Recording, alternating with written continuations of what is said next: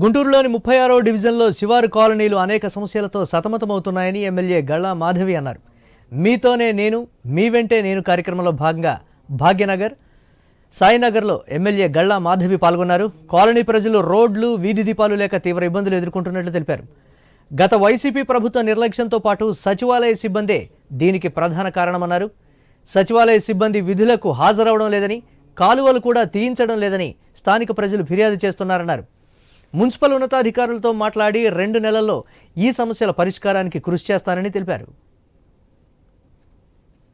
కొన్ని ఏరియాస్లో ఈ టెండర్లు ఆల్రెడీ డ్రైన్కి టెండర్ అయ్యి ఉండి కూడా వర్కర్ రాక అది అలాగే పెండింగ్లో ఉన్న పరిస్థితిలో ఈ రోడ్డు కూడా లేకపోతే ఇంకా సమస్య అవుతుంది. ఇది వేయడానికేమో ముందుకొచ్చే కాంట్రాక్టర్స్ ఉంటున్నారు, దానికి ఏమో టెండర్లు వేసి ఆగిపోయిన పరిస్థితి. 4th కాల్ అంటే 4 times అంటే ఒక 4 స్టేజెస్గా వాళ్ళని టెండర్స్ వేసుకున్న వాళ్ళని పిలవడం జరుగుతుంది.